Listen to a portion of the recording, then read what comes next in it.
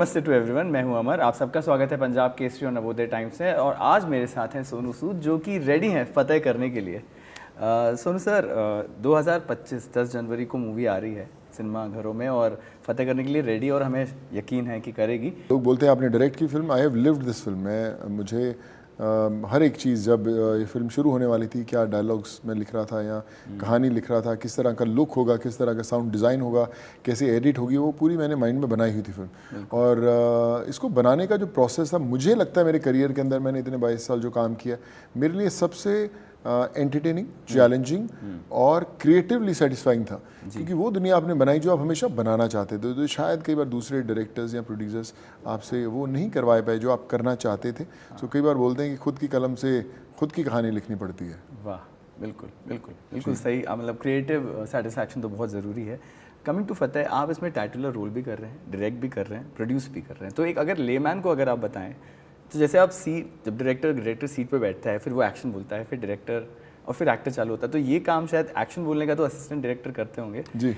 फिर उसके बाद सीन कट होता है, डायरेक्टर देखते, तो आप एक्टिंग कर रहे हो, उधर एक्शन बोल रहे हो, फिर वापस जाके आप देखते भी होगे। अगर सही लगा तो ठीक है, नहीं तो फिर आप ही सीन को स्क्रीन पे देख के बोलते होगे कि रीटेक करना है। तो अगर हमारे ऑडियंस के लिए अगर आप कुछ बताइए, ये हुआ कैसे प्रोसेस? देखिए, मुझे लगता है कि आजकल आप देखिए, आप रील्स बनाते हैं रोज़, आजकल देखते हैं, तो लोगों को पता है कि यार सही बनी या नहीं बनी, सही एक्सप्रेशन नहीं आया, तो पहचानने में वक्त नहीं लगता जी। आप खुद को सबसे बेहतर जानते हैं और आप जानते हैं कि सही हुआ या गलत हुआ। सो खुद के लिए इतना मुश्किल नहीं होता। पर लेकिन जब आप मुझे याद है कि जब हम दुबई में शूट कर रहे थे, अमेरिका में मैं सिर्फ 12 लोगों को परमिशन मिली थी। मैं यहाँ से अकेला गया था अमेरिका शूट करने के लिए। मेरे साथ कोई असिस्टेंट भी नहीं था जी। तो वो एक मुश्किल दौर होता है जब आपको चीज़ें इकट्ठी करनी होती। बट अगर मैंने जो 20-22 साल में जो सिनेमा सीखा करके, मुझे लगता है उसका निचोड़ है फतेह। उसमें निचोड़ के आपने उसका निचोड़ है फतेह। जो सीखा, जो किया और जो मैं नहीं कर पाया, वो सब है फतेह। अरे वाह, बिल्कुल। Looking forward.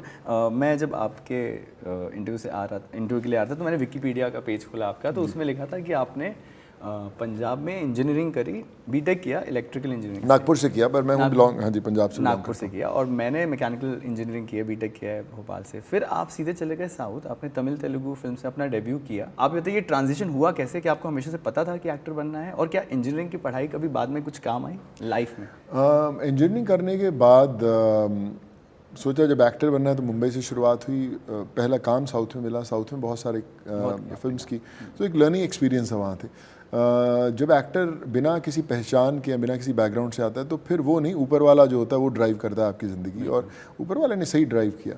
और अगर टेक्निकल बातें करें, क्योंकि मैं खुद एक इंजीनियर हूँ, आप समझ सकते हो कि मुझे टेक्निकल चीज़ों का शुरू से शौक़ था। किताबें ली साउंड डिज़ाइन की, किताबें ली एडिटिंग की, किताबें ली कैमरा वर्क की, किताबें ली कि कैसे बिहाइंड द कैमरास होते हैं। जब मैंने पहली फिल्म नहीं की थी तभी भी, तो वो पता था कि वो सीखना है, पर ये कभी नहीं सोचा था कि डायरेक्ट करूँगा। बट करते करते सीख लिया काम, और लगा कि जब खुद की बनाएंगे फिल्म तो जो इतने सालों का सीखा हुआ है वो डालेंगे। तो कोशिश वही की है कि फतेह में जो इतने सालों से सीखा हुआ है उसको डाला जाए। पर जब जैसे फाइनल ईयर में थे, तो आपको पता था कि आप एक्टिंग में घुसेंगे? या मुझे पता था कि मैं ट्राई करने जाऊंगा, कोशिश ज़रूर करूंगा। अरे वाह, okay. Coming back to the film, इस मूवी में कुछ एक्टर्स ऐसे हैं जिनको एक्टर नहीं, इंस्टीट्यूशन ऑफ एक्टिंग कहते हैं। इसमें नसरुद्दीन शाह सर हैं, इसमें विजय राज सर हैं। तो कास्टिंग प्रोसेस की अगर मैं बात पूछूं, आपने खुद मैंने पर्सनली कांटेक्ट करके कास्ट किया, या एक ऑलरेडी कास्टिंग टीम थी? और जब इनको डायरेक्ट किया तो वो कैसा रहा? कि आदिल, क्योंकि डायरेक्टर्स मीडियम कहते हैं मूवी को, तो कैसा रहा उनको डायरेक्ट करना? Are they directors actors? या मैंने खुद ही अप्रोच किया था, खुद इनको नरेट किया था, क्योंकि मैंने लिखी थी फिल्म, तो इसलिए नरेशन मेरे लिए इजी था। और जब मैं नरेट करता हूँ, लोग ऐसा कहते हैं कि हमें फिल्म दिखती है। सो जब नरेट किया तो 1 मिनट लगा उनको, कि कहते हम लोग करेंगे फिल्म, ये करना है हमें film. And I am glad कि जब वो फिल्म देखेंगे, दे विल बी प्राउड कि वो एक अच्छा प्रोडक्ट बन पाए।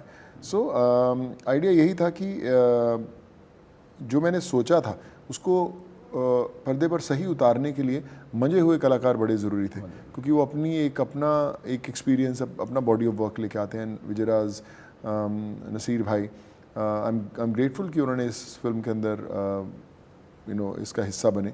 But what they have done on screen is magical. बहुत कमाल का काम किया उन्होंने, and people will love it.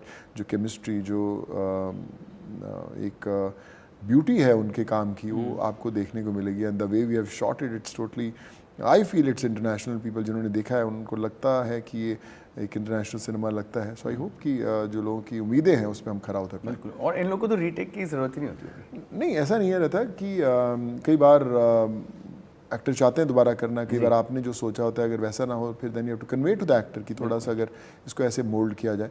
But I think it's a process, it's a journey which an actor and director lives together. बिल्कुल, हर प्रोजेक्ट एक actor को अपने क्राफ्ट के बारे में कुछ सिखाता है कि अरे मैं ये भी कर सकता हूँ, आई कैन डू दिस।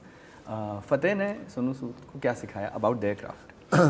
फतेह ने मुझे सिखाया कि जो अगर आपको कमाल का सिनेमा बनाना है उसमें वक्त लगता है, उसको निचोड़ना पड़ता है, उसको एकदम तराशना पड़ता है तब बनता है। कई बार आप जो चीज़ बनाते हैं आपको 15 दिन बाद वो अच्छी नहीं लगती, आपको लगता है यार ये ओके ओके है।